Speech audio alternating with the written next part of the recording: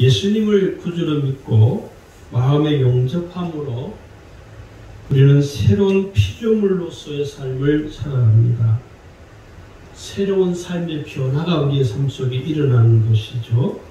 이 새로운 변화는 이전에 경험해 보지 못한 삶입니다.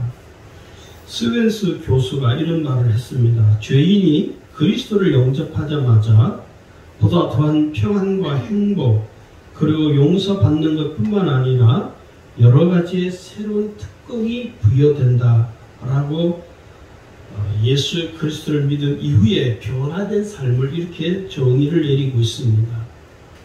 예수님을 믿으면 우리에게 새로운 특권이 주어집니다. 이 특권은 아무에게나 주어지는 것이 아니라 오직 예수 그리스도를 믿어 죄에서 구원받은 사람들에게만, 성도들에게만 허락되어지는 특권이죠. 이 특권은 예수님을 믿은 이후의 삶에서 일어나는 것이죠. 그래서 오늘 말씀 제목도 예수님을 믿은 이후의 삶이라는 제목입니다. 우리가 예수님을 믿고 나면 예수님을 믿고 난 이후에 우리의 삶에 세 가지 변화가 일어납니다. 그 첫 번째 변화가 뭐냐면 하나님과의 관계입니다. 예수님을 믿으면 첫 번째 우리의 관계에 있어서 하나님과의 관계가 회복되어지는 것입니다. 하나님과의 관계를 통해서 우리가 얻게 되는 특권이죠. 하나님과 우리의 관계가 회복이 되어지면 내가 하나님과 이제는 소통하는, 교통하는, 교제하는 역사가 일어나는 것이죠. 그래서 우리의 삶의 변화 중에 가장 큰 첫 번째는 하나님과의 관계가 회복되어짐으로 말미암아 지금부터는 하나님과의 이 교통함이 일어나는 것입니다. 이걸 좀 더 구체적으로 말씀을 드리면 첫 번째 하나님과 관계 회복이 뭐냐면 하나님으로부터 택함을 받는 특권이 주어지는 것입니다. 죄인된 내가 인간이 하나님을 찾는 것이 아니라 하나님께서 죄인된 나를 택해 주신 것입니다. 이 하나님께서 나를 택해 주셨기 때문에 오늘 저와 여러분이 구원받은 건요, 내 공로도 아니고 내 노력도 아니기 때문에 자랑할 것이 없습니다. 모든 것이 다 하나님의 은혜라는 것이죠. 그래서 내가 구원받은 것, 내가 하나님으로부터 택함을 받은 것, 하나님이 나를 선택해 줬다는 이 사실 하나만으로도 우리는 하나님 앞에 감사하셔야 됩니다. 에베소서 1장 4절에 말씀하죠. 곧 창세전에 그리스도 안에서 우리를 택하사 이렇게 말합니다. 이미 하나님 우리를 택하셔서 우리를 구원하신 것이죠. 두 번째, 하나님과의 관계에 있어서 주어지는 특권이 뭐냐면 하나님의 자녀로 살게 되는 특권입니다. 하나님과의 관계가 회복된 이후에 우리가 불려지는 것은 하나님의 자녀로 불려집니다. 이 특별한 특권은 누구에게나 주어지는 것이 아니라 예수님을 구주로 믿고 구원받은 사람에게만 주어지는 특권이고 축복인 것이죠. 그래서 우리는 하나님을 이렇게 말합니다. 나의 좋으신 하나님. 교회 학교에서 아이들이 자주 부르는 찬양이 있습니다. 좋으신 하나님. 하나님이 좋으시다는 것이죠. 그 좋으신 하나님이 나의 아버지가 되시고 내가 하나님의 자녀가 되는 것입니다. 요한복음 1장 12절에도 말씀하잖아요.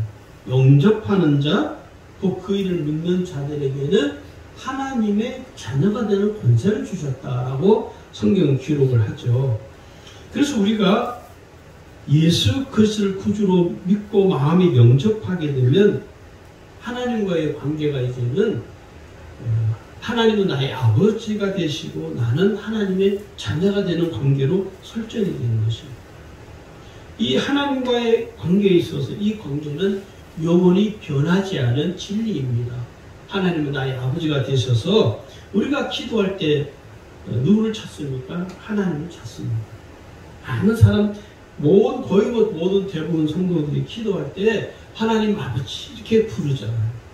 자, 그 다음에 세 번째 관계가 뭐냐면 하나님의 은혜를 공급받는 관계입니다. 우리가 하나님의 은혜 안에 머물게 된다는 것이죠. 그래서 우리의 삶이 하나님의 은혜로 채워지는 것입니다. 사람은요, 자기의 삶에 채워지지 아니한 것 때문에 공허함을 느끼잖아요. 그런데 이 세상의 모든 것들로 여러분의 욕구를 다 채운다 해도요, 그 채워지지 아니하는 무언가가 있습니다. 그래서 사람들이요, 돈이 많아도, 가진 권력이 많아도, 가진 지식이 많아도요, 공허한 거예요. 왜요? 그런 모든 것들은 채워지지 아니하기 때문에. 그런데 여러분, 우리가 하나님의 은혜로 우리의 삶이 채워지면 우리가 공허하지 않고 허무하지 않게 된다는 것입니다. 하나님의 은혜로 살아가는 삶이 오늘 우리의 삶에 충만해지게 된다는 것이죠. 네 번째는요, 하나님의 유업을 물려받을 상속자가 됩니다. 우리가 하나님의 자녀로서 아버지이신 하나님으로부터 하나님의 유업을 물려받을 상속자가 되는 특권이 저와 여러분에게 주어지는 것입니다. 예수님을 믿기 이전에는 경험하지 못한 세계이기도 하며 상상하지 못하는 특권이죠. 여기 로마서 8장 17절을 여러분 보시기 바랍니다. 로마서 8장 17절에 보면 우리 같이 읽겠습니다. 자녀이면 또한 상속자 곧 하나님의 상속자요 그리스도와 함께한 상속자니 시작했죠. 우리가 하나님으로부터 하나님의 유업을 이어받을 상속자, 쉽게 말하면 유산을 받게 된다는 것입니다. 가진 재산이 많으면요, 그 자녀들이 부모로부터 유산을 물려받게 되잖아요. 그런데 여러분, 혈육인 부모로부터 받는 유산도 대단하지만 우리는 살아계신 하나님, 우리의 아버지가 되신 그 하나님으로부터 저와 여러분이 유산을 물려받게 된다는 것입니다. 할렐루야. 다섯 번째는요, 거룩한 성품으로 새롭게 살게 됩니다. 우리가 이 세상에 태어날 때는요, 타락한 성품으로 태어납니다. 왜곡되어지고 타락한 그 성품이죠. 그래서 그 성품으로 인해서 우리의 삶이 다 일그러지는 것이죠. 오늘 우리가 예수를 믿고 살기 때문에 그나마 상태가 이 정도 된 거예요. 예수를 안 믿을 때, 예수를 믿지 아니할 때 우리의 성품은요, 정말 과간이 아니죠. 사람들은 그러잖아요. 생긴 대로 산다고. 그런 것 같아요. 사람은요, 생긴 대로 사는 것 같아요. 이 생긴 대로 산다는 말은 외모만을 말하는 것이 아니라 그 사람이 가지고 있는 성품대로 산다는 거예요. 어떤 사람은 성품이 괴팍하고요. 어떤 사람은요, 뒤끝이 있기도 하고, 어떤 사람은 성품이요, 아주 삐치기를 잘하고요. 어떤 사람은 남에게 아첨하기를 잘하고요. 사람은 자기가 생긴 그 성품대로 사는 것이죠. 그런데 여러분, 예수를 믿고 거듭나게 되면 우리는 이제는 왜곡되어지고 타락되어진 그 성품으로 사는 자들이 아니라 하나님의 거룩한 성품으로 사는 자입니다. 할렐루야. 여러분 성품이 어떠세요? 여러분 지금의 성품은 좋으세요? 어떤 분이 그러시더라고요. 목사님, 제가 생각해도, 제가 아무리 저 자신을 이렇게 봐도, 제가 볼 때도 제 성품 진짜 마음에 들지 않습니다. 내가 볼 때도 내 성품이 하나도 마음에 안 드는데, 다른 사람들이 나를 볼 때 내 성품이 얼마나 탐탁지 않겠습니까? 맞습니다. 어떤 분은 그런 분도 있어요. 목사님요, 저 같은 성품이 얼마나 좋습니까? 참 착각도 여러 가지죠. 자기는 성품이 매우 좋대요. 제가 평신도 때 제일 듣기 싫은 말이 있었습니다. 우리 목사님께서 지금 뭐 은퇴를 하셨으니까 그 목사님이 꼭 그런 말을 하셔요. 당신은 뒤끝이 없대요. 제가 제일 싫어하는 위험이에요, 사람이. 근데 그분은요, 자기가 화낼 거 다 화내고 성도들한테 험한 말을 다 쏟아놓고 자기는 뒤끝이 없으니까 괜찮다는 거예요. 이미 그 말을 들은 성도 이미 상처를 받아서 교회를 떠나니 안 떠나니 지금 막 시험에 들었는데 한술 더 떠서 사모님이 오셔서 신방을 오셔서 제가 그 목사님에게 상처를 너무 많이 받아서 내가 더 이상 이 교회에서는 신앙생활 할 수 없겠다. 그래서 제가 이제 다른 교회를 저 혼자 나갔어요. 우리 사모는 자기는 그냥 있겠다고 그냥 있으라고. 제가 한 달 동안을 다른 교회에서 신앙생활을 했습니다. 주일날도 나가고 수요 예배도 나가고 단지 그 교회에 이제 등록을 아직 못하고 있을 뿐이죠. 한 달쯤 되면 이제 등록을 해서 그게 완전히 교회 적을 옮기려고 그렇게 이제 마음을 굳게 먹고 그 다음 주에 그 교회 가서 담임 목사님 만나 뵙고 등록해야지. 그렇게 이제 마음에 결심을 했어요. 그런데 그 목사님하고 사모님이 한 달 뒤에 신방을 오셨어요. 강심장이시죠. 교인이 교회를 안 나갔는데 한 달 동안 한 번도 찾아오지도 않아요. 그때 저는 개인적인 마음으로 서운하고 그런 마음은 누구밖에 없었어요. 오히려 더 편하더라고요. 목사님 안 오니까. 그런데 한 달 뒤에 제가 직장을 갔다 오니까 신방을 오셨어요. 하여튼 신방 와가지고 은혜롭게 신방 하신 것도 아니에요. 오자마자 험한 말을 저한테 막 쏟아내고 그러셨으니까. 근데 그 사모님이 더 마음에 안 드는 거예요. 나중에 뭐라고 했어요? 사모님 거기서 제가 그때 집사 때예요. 박 집사님. 그래도 목사님은 뒤끝이 없잖아. 그 말을 들으니까 너무 꼴보기 싫은 거예요. 그때 제 마음에 내가 진짜 이 교회는 그만 나가야겠다. 내가 이제 한 달 전에 다닌 이 교회에 꼭 등록을 해야겠다. 그렇게 마음에 결심을 하게 됐어요. 그럼에도 불구하고 결국은 또 아내가 계속 고집을 부리니까 자기는 그냥 그 교회 다니겠다고. 또 부부가 둘이 다른 교회를 다닐 수도 없고 제가 하는 수 없이 그냥 지고 말자. 옆에서 자기는 그냥 그 교회 다니겠다고 우겨서 할 수 없이 저도 이제 그 교회를 다니게 됐는데 여러분 이 성품이요. 우리가 정말 예수를 믿고 거듭나면 하나님의 성품으로 변화되지 못하면 우리의 삶이 헝클어질 수밖에 없고 나의 타락한 이 성품으로 인해서 다른 사람들에게도 큰 어려움을 준다는 것을 아셔야 됩니다. 오늘 여기 성경도 분명히 말하잖아요. 그리스도 안에 있으면 새로운 피조물이라. 이 새로운 피조물이라는 의미가 뭐냐면 타락한 성품이 아닌 거듭난 성품으로 변화되어진 삶을 말하는 것도 포함이 되어 있는 것입니다. 할렐루야. 그러면 오늘 저 여러분의 성품을 잘 보셔야 돼요. 착각하시면 안 돼요. 적어도 나 같은 성품은 해야지. 그런 착각을 일으키시면 안 됩니다.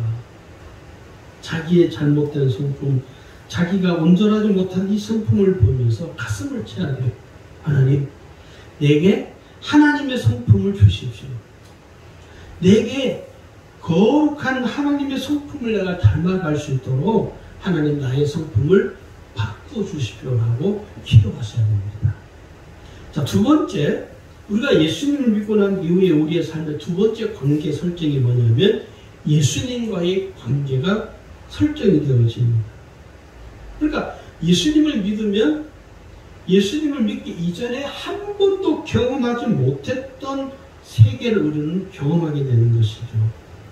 이 세계를 경험하는 첫 번째가 뭐냐면 예수 그리스도로 말미암아 경험되어지는 세계입니다.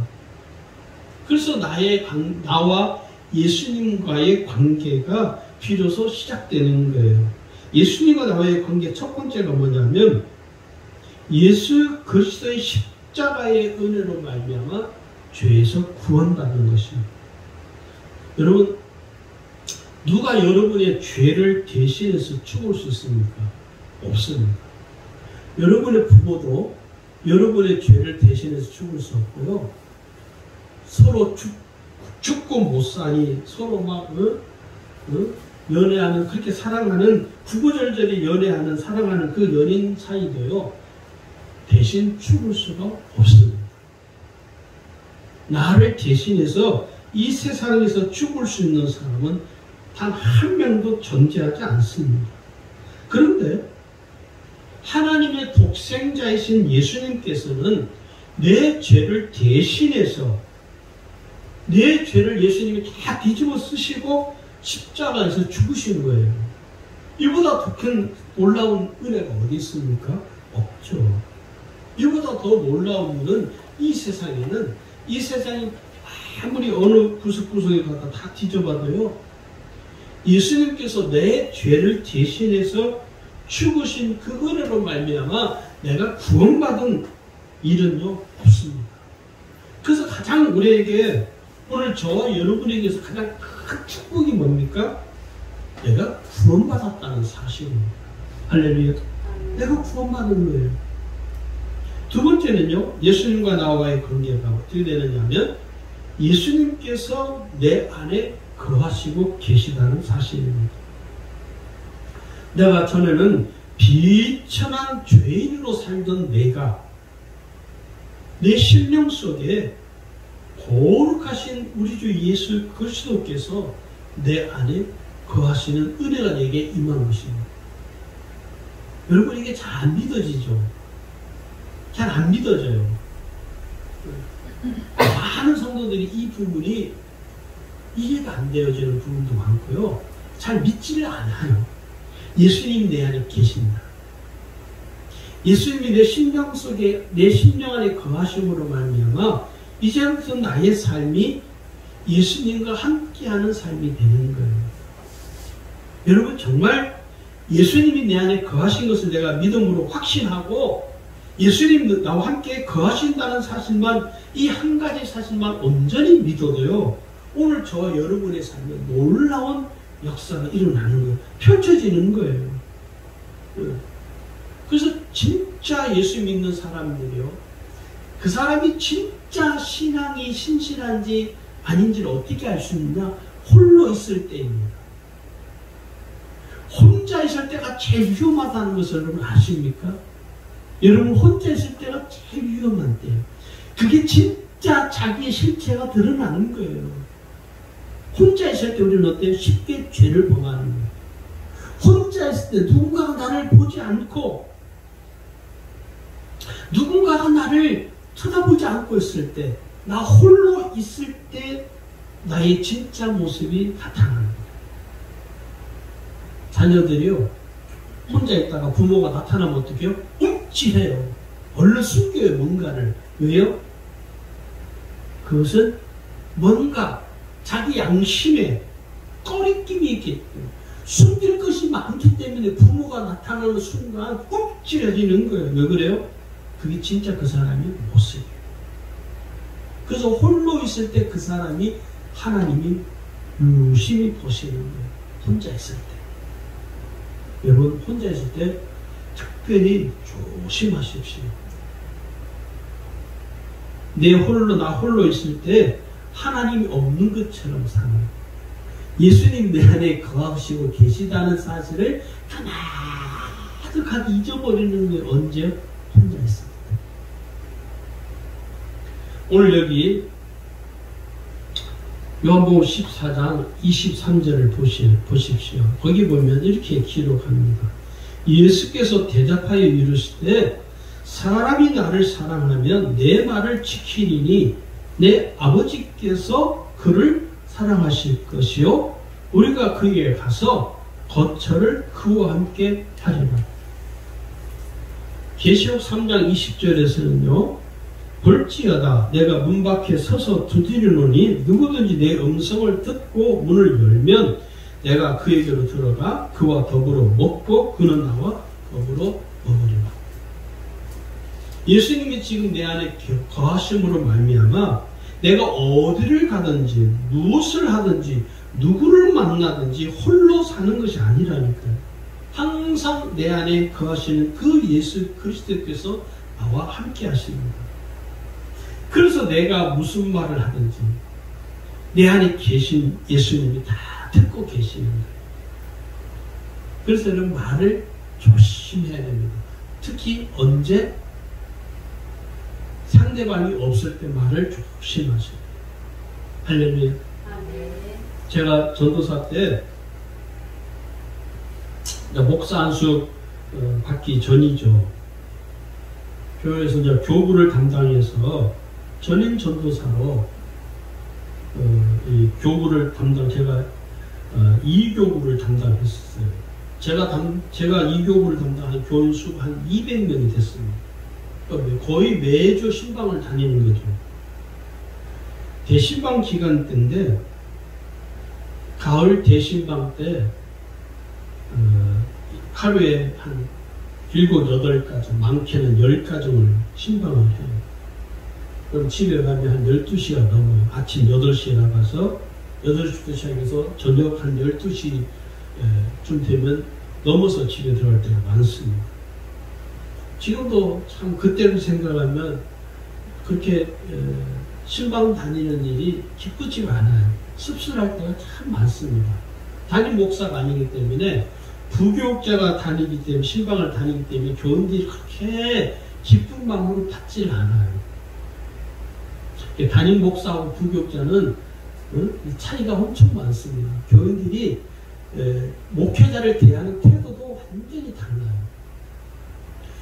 하루는 한 번은 저 신방을 갔는데 젊은 집사님 댁을 갔는데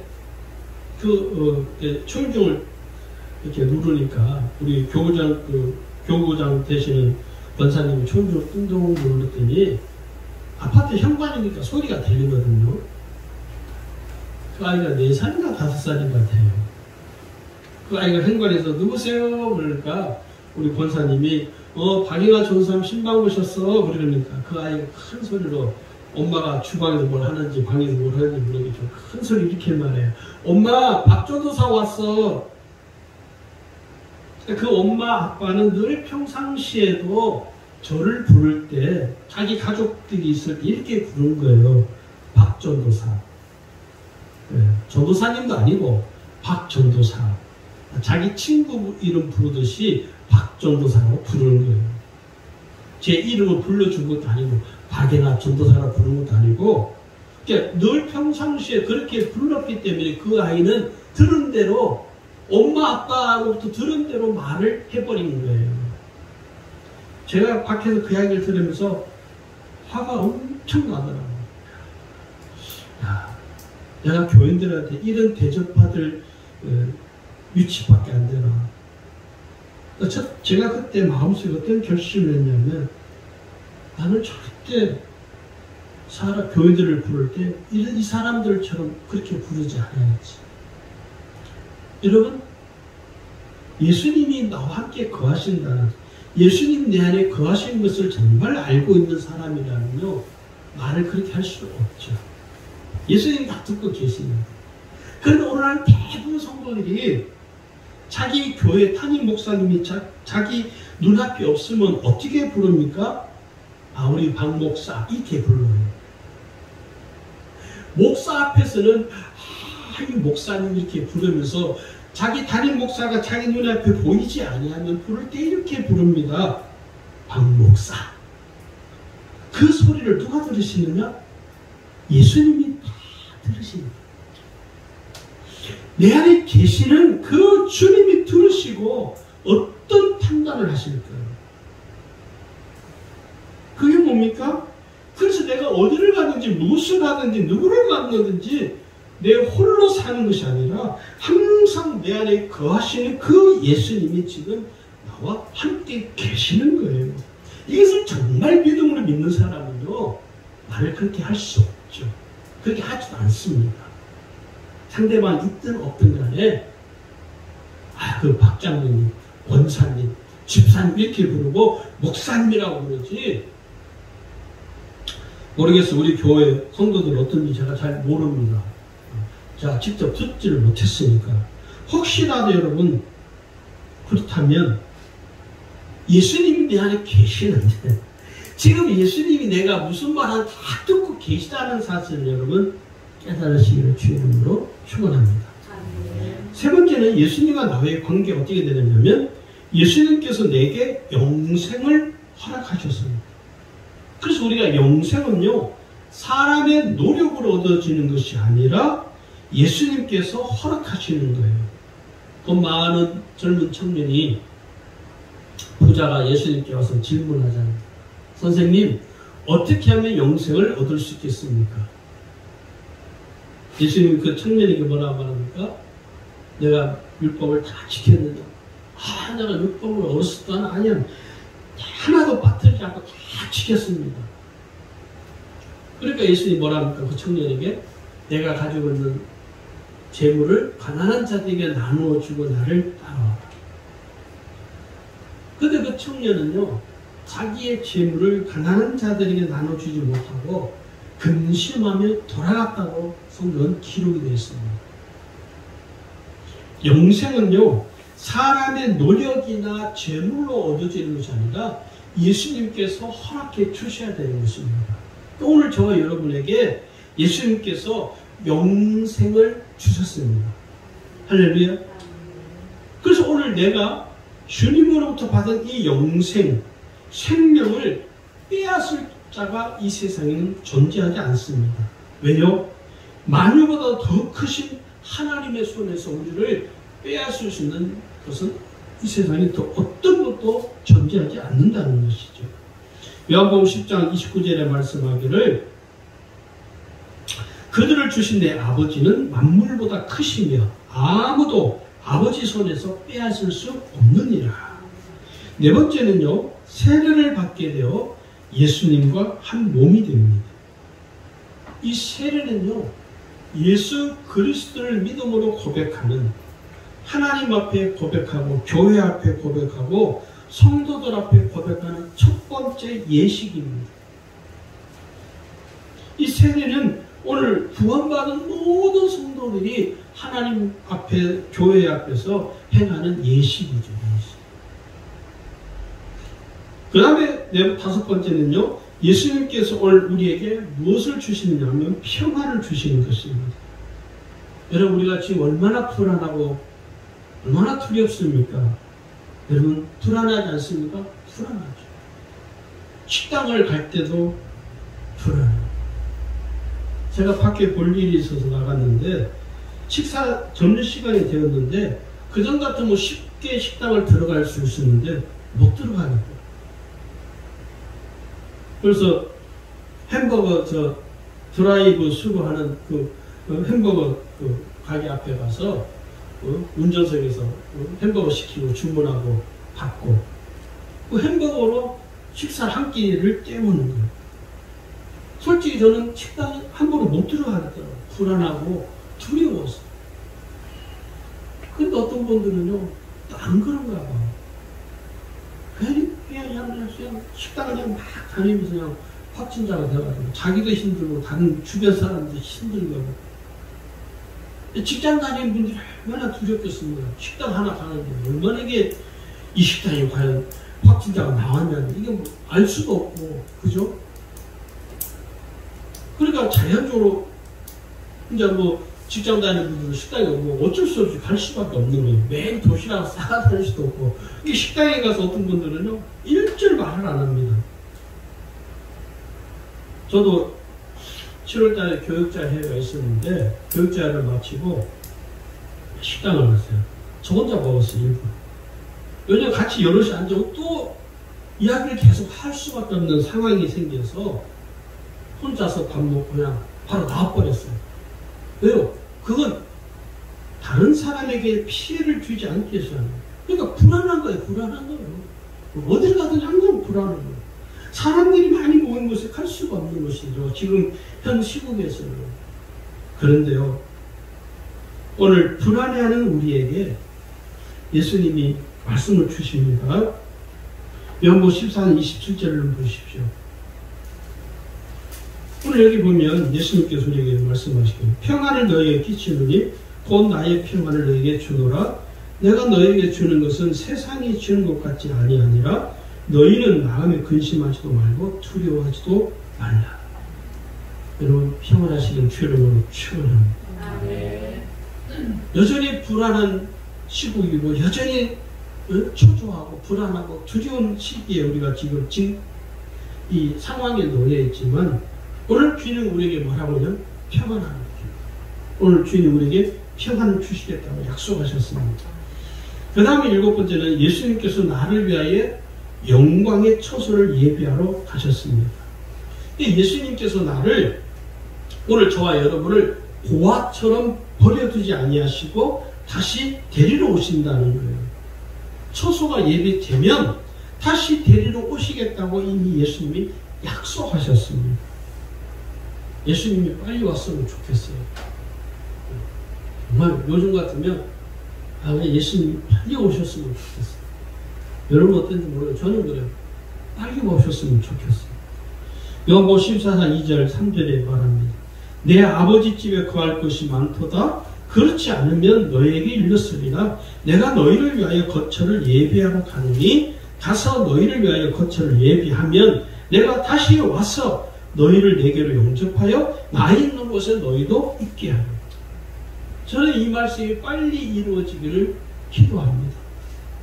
오늘 예수님께서 다시 이 세상에 재림하실 것을 우리가 믿음으로 고대하고 기다리는 거예요. 계시록 22장 20절에 이렇게 말합니다. 아멘 주 예수여 오시옵소서. 할렐루야. 별로 아멘 소리가 시원찮지 않으십니다. 예수님 빨리 오는 거 별로 탐탁지 않으신가 봐요. 빨리 왔으면 좋겠어요. 예수님이 정말 급하게 긴박하게 재림하셨으면 좋겠어요. 이 세상의 삶을 지금 생각하면 요즘 같으면 이게 뭐 사는 게 사는 것 같지 않잖아요. 자, 그 다음에 우리가 예수님 믿고 난 이후에 세 번째 관계는요, 성령님과의 관계 설정입니다. 우리가 예수님 믿고 난 이후에 우리의 삶은 이제는 성령님과 친밀한 관계를 맺는 삶을 살아야 됩니다. 내가 성령과 친밀해져야 온전한 신앙생활을 지속할 수 있습니다. 그 성령과 친밀한 관계를 갖는 첫 번째가 뭐냐면 성령으로 거듭나게 된다는 것입니다. 요한복음 3장 5절 예수님 말씀하죠. 사람이 물과 성령으로 나지 아니하면 하나님 나라에 들어갈 수 없느니라. 말씀과 성령으로 거듭나야만 하나님 나라에 들어갈 수 있다는 거예요. 말씀과 성령으로 거듭나야만이 예수 그리스도를 믿고 따르는 삶이 가능하다는 거예요. 그래서 오늘 우리가요, 성령을 따라 성령으로 충만한 삶을 살아갈 수 있다는 것이죠. 두 번째는 성령의 가르침을 받게 된다는 것입니다. 오늘 성령이 우리를 왜 가르쳐 주실까요? 한 가지 이유입니다. 우리를 진리 가운데로 가도록, 우리가 진리 가운데로 인도함을 받을 수 있도록 그 성령이 끊임없이 우리에게 가르쳐 주시는 거예요. 오늘 설교를 통해서 여러분에게 지금 성령이 가르쳐 주시는 거예요. 왜요? 진리 가운데로 가도록. 요한복음 14장 17절에 말씀하죠. 그는 진리의 영이라. 진리의 영이신 그 성령께서 26절에 가면요, 보혜사 곧 아버지께 내 이름 보내 성령, 그가 너희에게 모든 것을 가르치고 내가 너희에게 말한 모든 것을 생각나게 하십니다. 예수님이 오늘 우리에게 말씀하는 게 뭡니까? 진리잖아요. 예수님이 오늘 우리에게 진리를 가르쳐 주십니다. 그 진리를 가르쳐 주신 그 진리를 성령께서 우리에게 생각나게 하신다는 거예요. 할렐루야. 끊임없이 우리를 말씀으로, 진리로 우리를 인도해 가시는 분이 누구시냐? 성령이십니다. 그래서 우리가 성령과 아주 밀접하게 친밀한 관계가 설정이 되어야 돼요. 저는 오늘 제가 아마 우리 교회에서 처음으로 이런 말씀을 드리는 것 같아요. 여러분, 오늘 이 시간부터 여러분이 성령의 가르침을 따르기로 마음을 굳게 결정하십시오. 결정하셔야 돼요. 오늘 저는 여러분께 처음으로, 아마 제가 우리 교회에서 목회하면서 아마 이렇게 설교 중에 제가 여러분에게 말씀드리는 아마 처음일 겁니다. 여러분이 처음으로 성령의 가르침을 따르기로 결정할 시간을 제가 드릴게요. 여러분 마음속에 결정을 하십시오. 신중하게. 그리고 말씀으로 결단하시길 바랍니다. 내가 성령의 가르침을 따르기라. 그래, 내가 오늘 성령의 가르침을 따라야지. 이런 마음에 결정을 선택을 하셔야 돼요. 그러면 성령께서 이 시간 여러분에게 은혜를 베풀어 주실 것입니다. 마음에 결정하셨습니까? 그러면 여러분이 성령의 가르침을 따르기로 마음에 결정하신 여러분이 꼭 해야 할 한 가지가 있습니다. 두 가지도 아니에요. 딱 한 가지 잘 기억하시고 마음에 새기시고 여러분 행동에 옮기시기 바랍니다. 뭐냐? 성령의 가르침을 따르는 삶에 있어서 가장 큰 방해가 되는 것을 과감하게 끊어버리십니다. 그래서 쓰레기통에 과감하게 버리십시오. 오늘 내가 성령의 가르침을 따르는 데 있어서 내 삶에 있어서 내 삶의 습관이든지 그것이 내 삶, 내게 있는 내가 가장 아끼는 것인지 그 하나를 여러분 더 이상 그것에 끌려가지 마시고 끊으십시오. 그렇지 못하면 여러분은 절대로 성령의 가르침을 따를 수 없습니다. 그것 하나 때문에 여러분 인생이 그게 제일 끌려가는 거예요. 성령의 가르침을 따르지 못하고 그것에 끌려가는 정말 어처구니 없는 삶을 살아갈 수밖에 없는 거예요. 그건 누가 잘하느냐? 여러분 자신이 가장 잘합니다. 오늘 생각해 보세요. 내가 성령의 가르침을 따르는데 가장 큰 걸림들이 뭘까? 잘 생각해 보십시오. 지금 생각나지 않으면 오늘 하루 종일 생각해 보십시오. 그리고 하나님께 물어보십시오. 성령님, 제가 성령의 가르침을 따르는데 가장 큰 걸림돌이 되는 것이 무엇입니까? 성령께 물어보세요. 그러면 분명히 성령께서 여러분이 생각나게 하시고 깨닫게 하실 겁니다. 그럼 그것을 어떻게 해요? 쓰레기통에 버리세요. 버리시기를 주의 이름으로 축원합니다. 그 다음에 세 번째로 성령과의 관계에 설정이 되면 성령의 열매와 은사가 나타나기 시작합니다. 성령과 친밀한 관계가 맺어지면요, 성령의 은사가 나를 통해서 능력이 나타나게 되고 나를 통해서 성령의 열매가 맺어지게 되는 거예요. 은사가 뭡니까? 능력이죠. 이 성령의 은사는 성령의 능력입니다.